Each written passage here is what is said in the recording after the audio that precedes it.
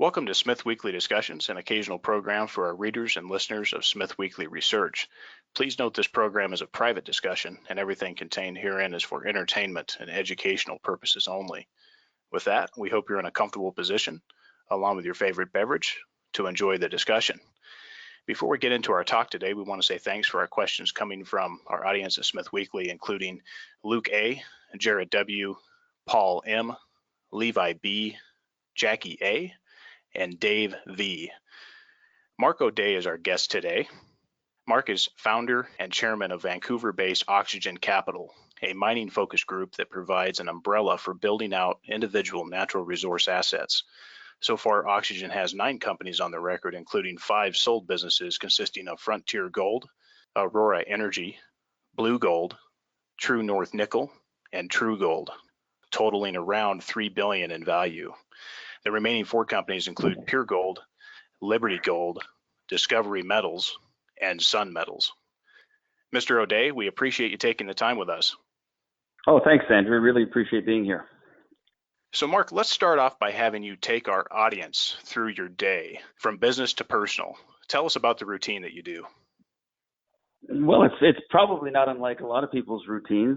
I get up early. I'm usually up around 6 or 6:30 at the latest, and getting caught up on emails and sort of the day's work, and kind of just it flows from there. Oftentimes, as you all know, the things you have planned for the day don't end up happening the way you anticipate. You're dealing with other things that are emerging, but right now the roster is pretty full in my life and business life. We've got 4 public companies that are active and demanding and doing exciting things. So I'm involved in all 4 of those. So my days are pretty full.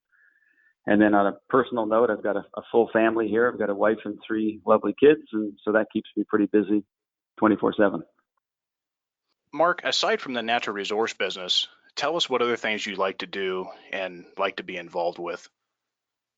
My life outside of work is, I think it's pretty important to have a life outside of work, and it's pretty common to have work consume your life, so it's often challenging to kind of extract yourself and pursue other interests and hobbies. But I've got I think a pretty full, rich life of hobbies and interests. So I've got fishing is a big part of my hobbies. I love getting out on the water and doing a lot of boating. I've got a rock and roll band right now, which is super fun. I haven't had that since high school. So a bunch of us in our 50s have sort of cobbled together a 4-piece band, and we're try and get together every few weeks and do some rehearsing.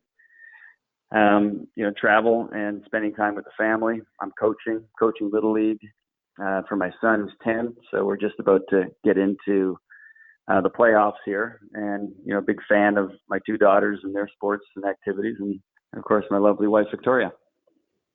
Excellent. Well, I can certainly relate to the wife and kids part of it, and certainly being from Oregon, the fishing environment that you would expect in the Northwest, and the different places you can go to really find a peaceful place to go fishing when you're all alone.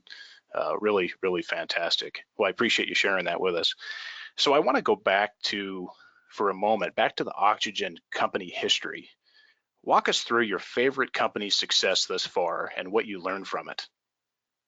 There's been so many roads we've gone down and so many interesting stories to tell as far as the various companies that I've been involved with and helped create. And, some have been more rewarding sort of financially than others. But to answer your question, I'll stick with the one that was sort of most personally gratifying to me from a satisfaction point of view, and that was True Gold. And what I loved about the True Gold experience was the fact that we took this opportunity, this asset, this project, this resource in the ground, and turned it into an operating mine in about 3.5 years. So in an incredibly short period of time, in a very, very challenging time in the market, from 2014 to 2016, we took an incipient resource in West Africa, of all places, and took it through permitting, financing, and growth and construction. And we poured our first bar of gold in 2016, and the company ended up being acquired by Endeavor from us in sort of mid 2016 and hit commercial production in late 2016. So we weren't just, project entrepreneurs and project flippers. We actually took this project from its inception all the way through construction and all those hurdles and came out the other end as an operating gold mine. And I found that incredibly satisfying. And in fact, it's something we're about to do again at Pure Gold. And it's following the same sort of trajectory in terms of its evolution. We picked it up 4 years ago and have spent 4 years de-risking it, adding value and getting visibility on production. And we're about to enter the construction phase of that project. Well, certainly going to be interesting to follow that, and certainly the True Gold story I followed quite a bit, and the challenges that occurred there, and how you guys overcame all those, and really impressive, and certainly it'll be exciting to see what happens with Pure Gold going forward here, being the most advanced of the companies. So, Mark, we know the natural resource markets are among the most difficult and cyclical markets. What insights can you share about market cycle timing? What indicators do you look for in a turning natural resource market, and how should investors approach the sector?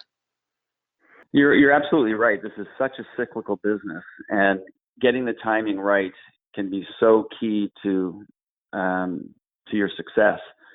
And I've often quoted a quote that I love from Miles Davis, which is, "Time isn't the main thing. Time is everything."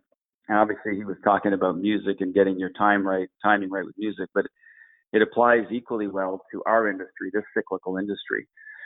And the last 6 or 7 years, we've been in this pretty stagnant bear market, and it's been hard on a lot of investors. It's been hard on a lot of mining companies, and they've been forced to make modifications to their business plans and sell down assets to shore up their balance sheets and high grade some of their deposits and stuff like that.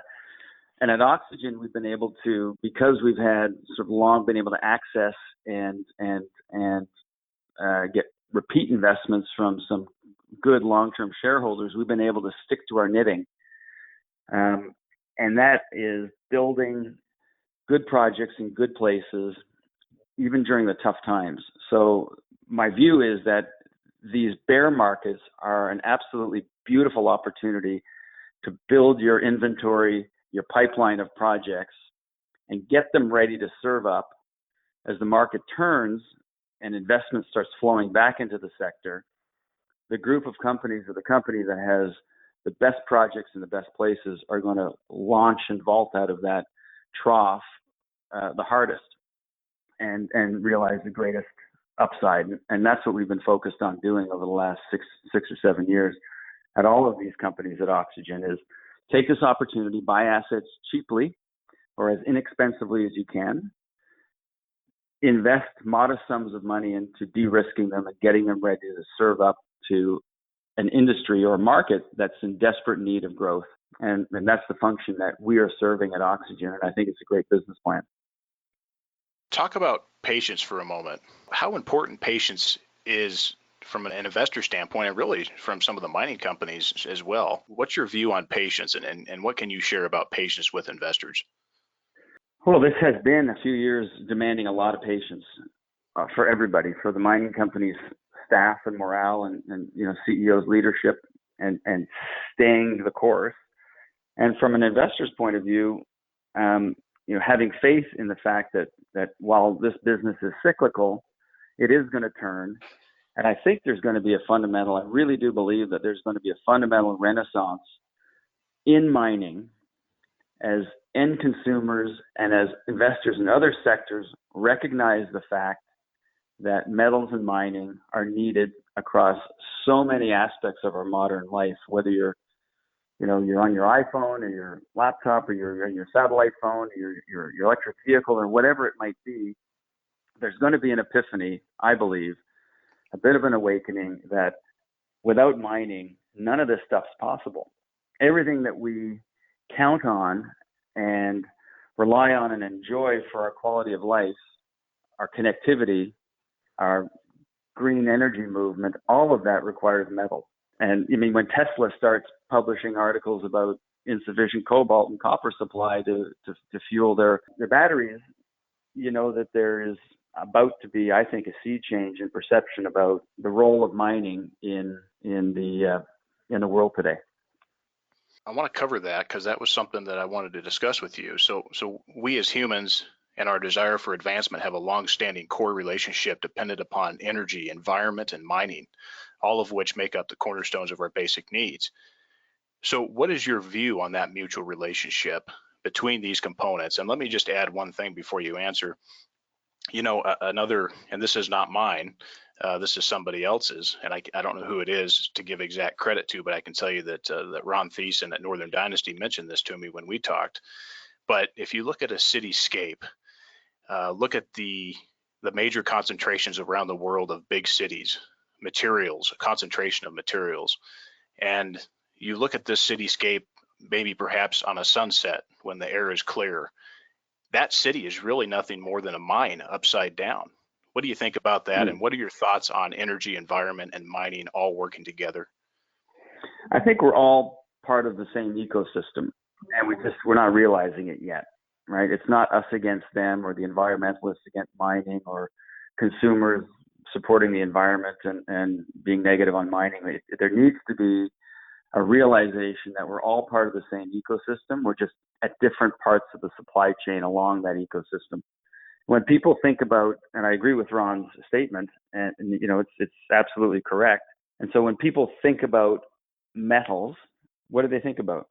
Initially they think about the obvious applications like ships, airplanes, cars, steel buildings, maybe jewelry, all the things that are kind of, you know, the mainstream concepts when people think about metals. But I also think that there needs to be a realization that metals and mining have far more diverse uses, in particular in technology, than we're giving them credit for. Like 34% of the gold consumed in the United States last year was for electronics, which is staggering. Right? Gold, for example, is generally viewed as a hedge against inflation, and it's a currency, it's a proxy for money, and it is, and it's always going to be that.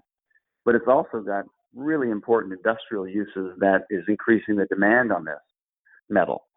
So, you know, it's in your iPhone, it's in your laptop, it's in circuitry and airbags, it's in satellites, it's in laser eye surgery, it's in all of these things that we use and take for granted on a day-to-day basis. It's up to us to point out to the end consumer, who are ultimately going to be the supporter and hopefully investor in this space, how much their life depends on mining.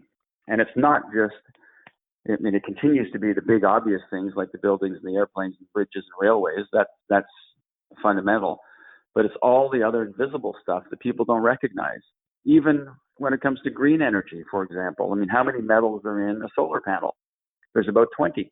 How many are in a wind turbine? You know, about the same. You know, the amount of copper and cobalt that goes into the electric vehicle batteries, and all this sort of thing needs to become a conversation that people start talking about and recognizing that they can feel good about their devices and their way of living and their pursuit of green technologies and a greener world. They can feel great about that. They can feel great about the environment and the impact they're having on the environment, but they can also feel really good about supporting mining companies who are themselves wonderful stewards of the environment and probably the strongest environmentalists out there anywhere. I mean, it's not the guy riding the unicycle with the solar panel on his back that's the environmentalist.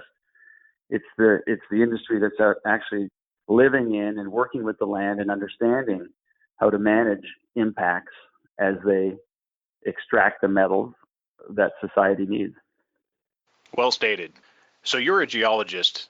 I want to ask you about global warming, which is kind of now a term little used in mainstream, but is associated with kind of a rebranding called climate change. From the view of a geologist who studies things that are really super long term beyond most people's comprehension of time, what are your thoughts about this popular term and the issues surrounding it in the context of the geologist view?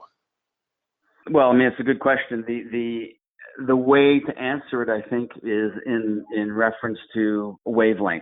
So if you picture a sine wave, the ups and downs of a sine wave, that cyclicity has been going on in geological time forever. And the peaks and valleys might be 50 or 100,000 years apart in terms of fluctuations, major fluctuations in temperature and sea level and ice and all these integrated factors. So that has happened forever in geological history and will continue to. And then on top of that cycle, I mean, there are man-made influences that are altering that peak. I think that's sort of indisputable. And we often get the two mixed up. So yes, geological timescales indicate clearly that the Earth is not a stable, static environment that never changes. It's constantly changing, and sometimes it's catastrophic, and sometimes it's much more gradual. So that's a fact, that's the reality, but we also need to be sensitive to the fact that we are and have had an impact on the environment. I'm not sure what kind of remedies will work in terms of curtailing output. I don't think taxes work as a way of reducing people's reliance on fossil fuels. I don't think that's a viable strategy, but I mean, that's a different topic altogether. But we got to be sensitive to the fact that this is our one Earth, and we need to protect it, and we need some practical solutions to doing it. And I suspect that the results of our mitigation measures for environmental change are going to take decades or a century to play out. I want to continue here on this subject for just a moment because we're talking about climate change, we're talking about energy. What is your view on nuclear power, and does it have a key role to play going forward? I think so. I mean, I'm a huge fan of nuclear power. It is the only, in my view, today, technology can always change, but it is the only ultra clean baseload energy out there. I mean, other than hydro, but you've got to, impact big valleys and have a big environmental footprint with respect to that. I mean, that's obviously clean energy. And nuclear is the only other one. So I'm a big fan of uranium. I think it gets a bad rap. It's been branded poorly. But it's got zero emissions other than steam, which is benign. It goes forever. We've got lots of supplies of uranium. It could power the world. It could power the world in a safe, clean way forever. So I want to talk about uranium because you brought it up now. What are your thoughts on uranium today? And is this sector a place that you are considering returning to? I had a foray in uranium in the mid 2000s. So from about 2004 to 2010 or 11, I co-founded and ran a uranium company called Aurora Energy. And this was around the time when uranium was starting to move, and it had its big spike, and it went from, $15 a pound to, I think it was over $130 a pound.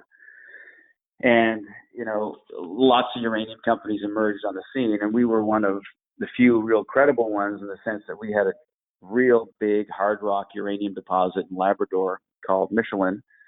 And over the course of a few years, we drilled off, I think at the time it was the 10th largest hard rock uranium deposit on the planet.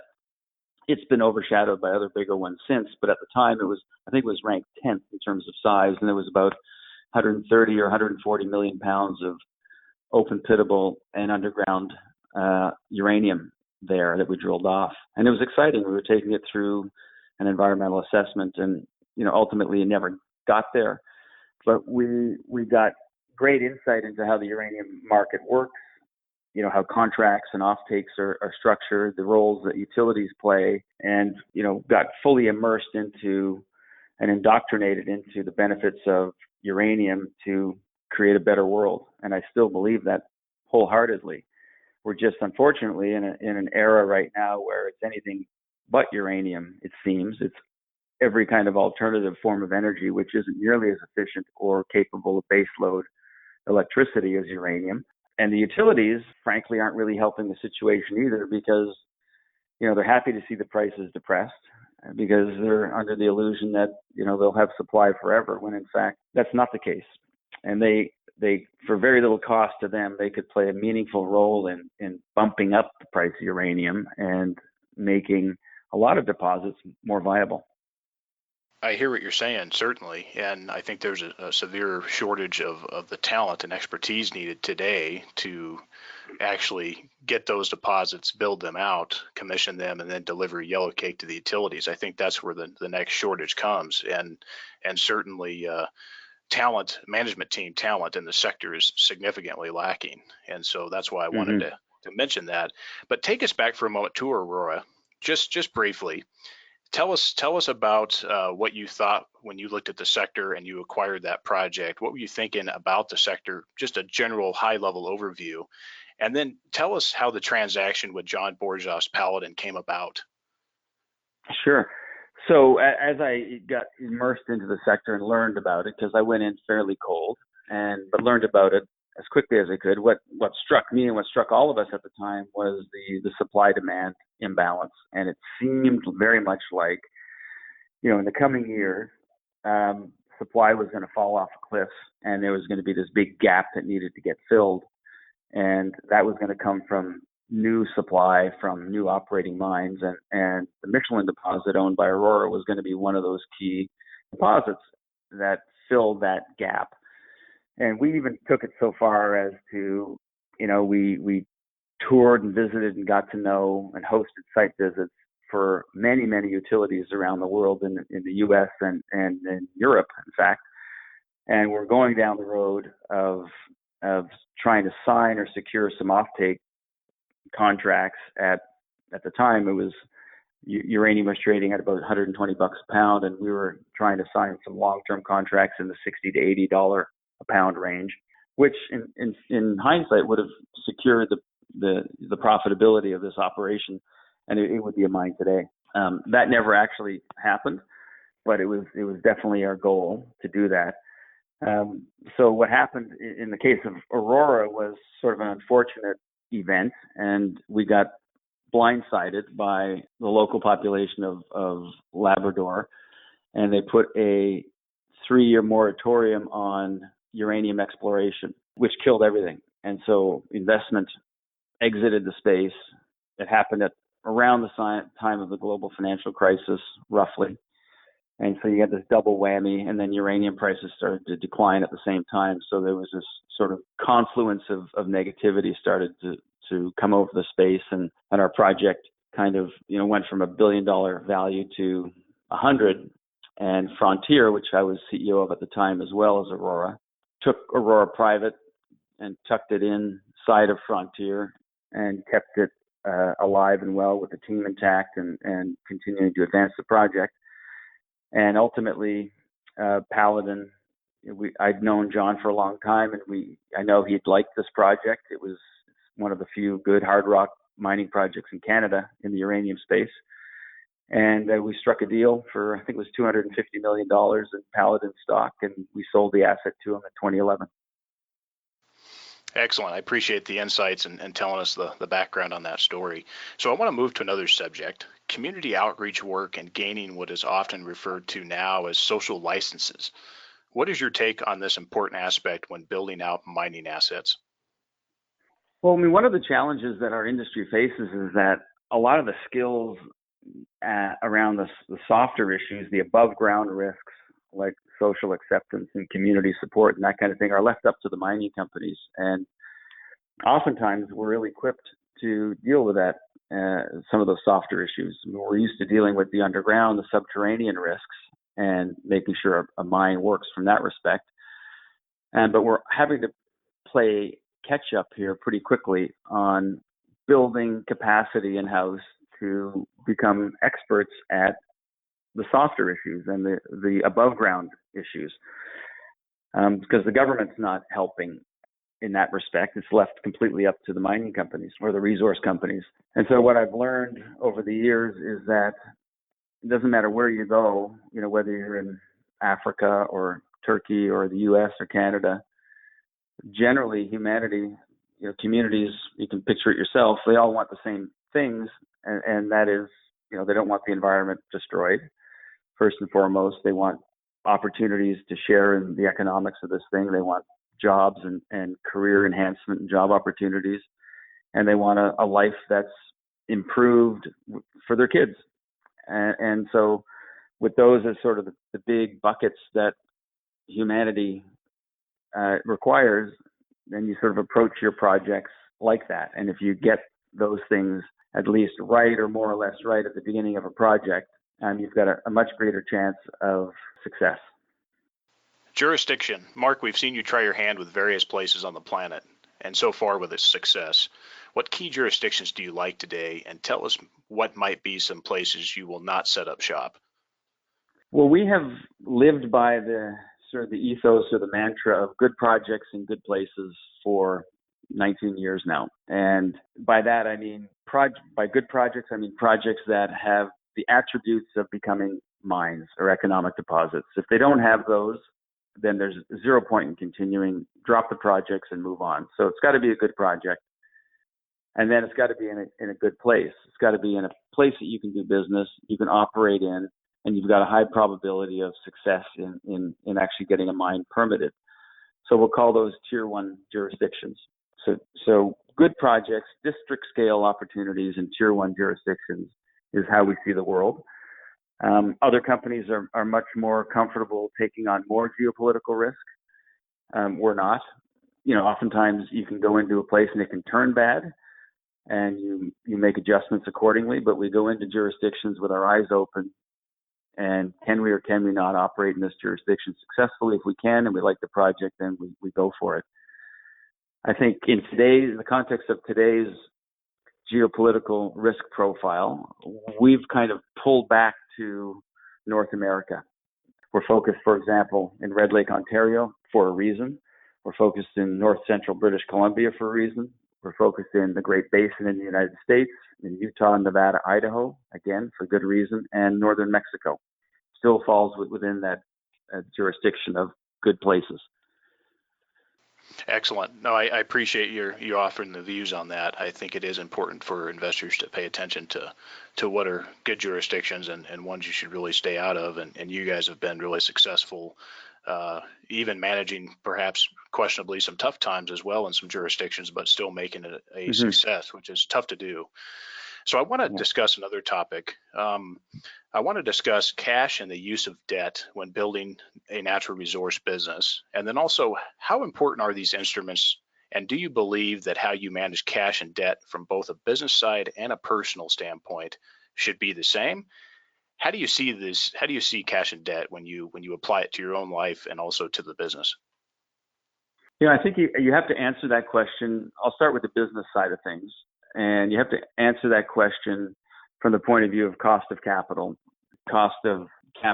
with equity compared to debt as well. And, at times when companies are trading at, 1.5 to 2.5 times NAV, by all means, raise equity all day long. And that's what it's there for. It's trading at a premium to your intrinsic value.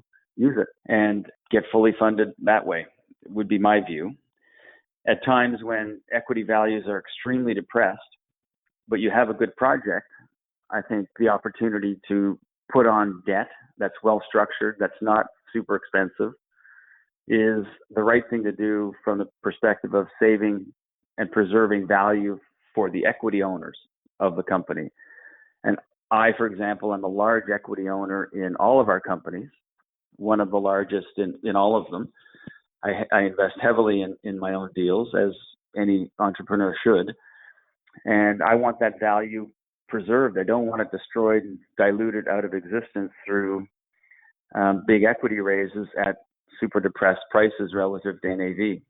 So at times like that, if you're going to continue building your business, sometimes you have to put on debt that's carefully structured or other forms of funding that preserve the equity value of the company. And how do you see that when you apply it to a personal side? Give us your thoughts on that and how you manage your businesses, and also how that really translates from how you manage yourself personally as well.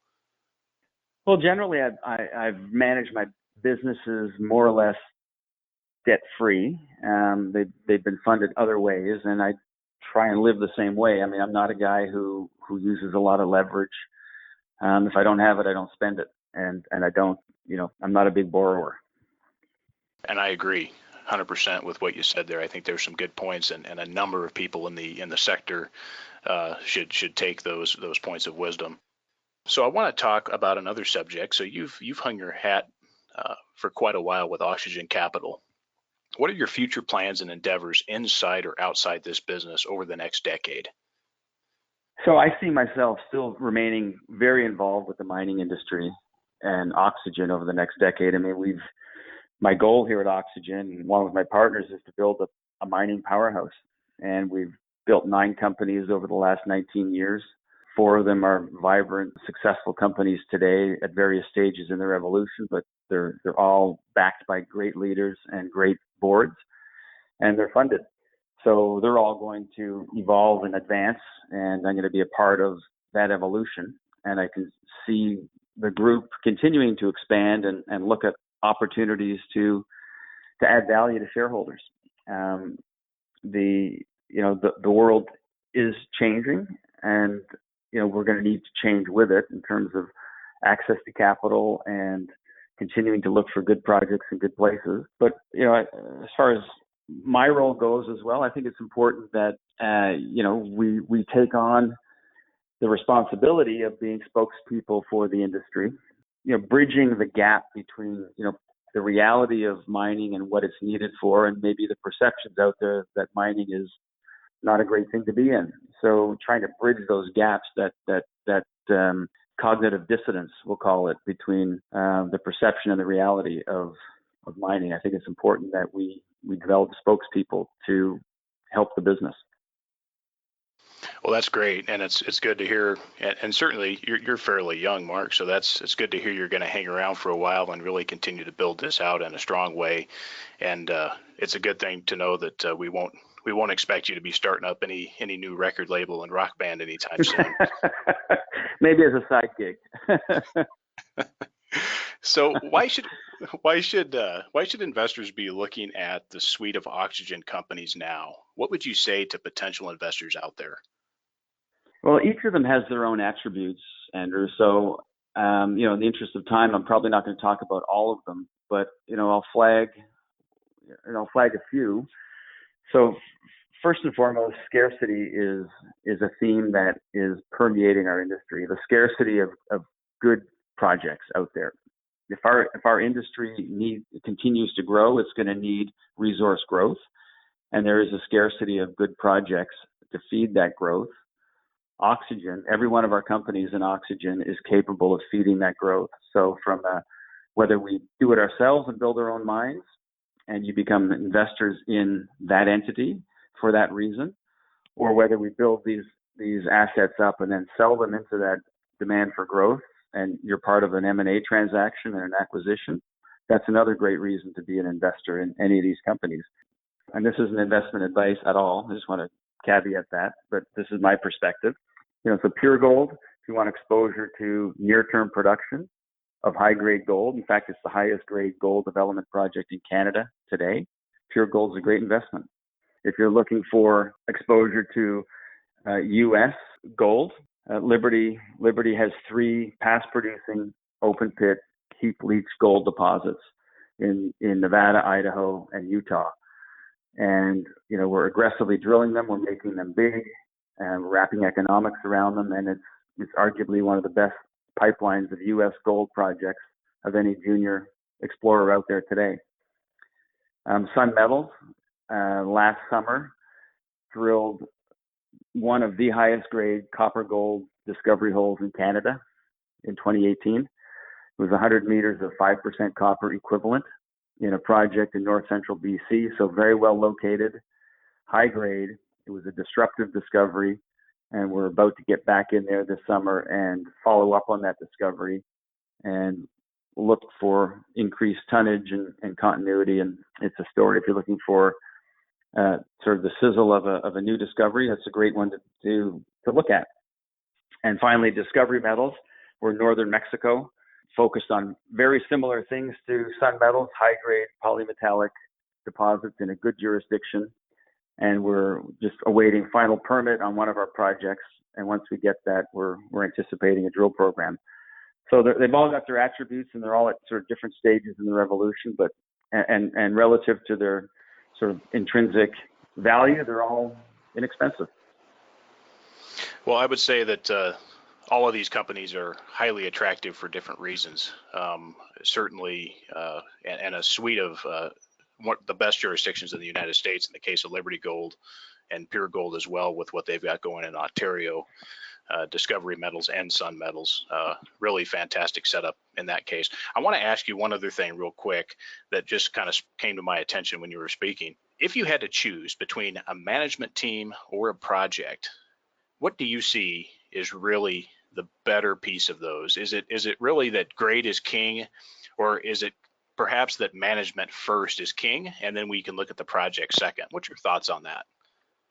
Unless you've tagged into something that is so truly unique and it's in the 99th percentile of that deposit class and it is management proof, then I would always go with management, right? And backing management doesn't mean, in my view, backing management doesn't mean that management is going to get it right the very first time. Backing management means that if the first project they're working on fails, you've backed them because you have faith in the fact that they're going to backfill that with another project as quickly as they can, and maybe that one will win. So they've got the tenacity and the deal flow and the access to capital to make something a success, even if the first thing fails. Well, I would certainly say that the audience should check out the Oxygen Capital website and check out what Mark O'Day is up to. Mark, we really appreciate you taking your time today to share your thoughts, insights, and wisdom. It was a great discussion. Thanks. I appreciate your time.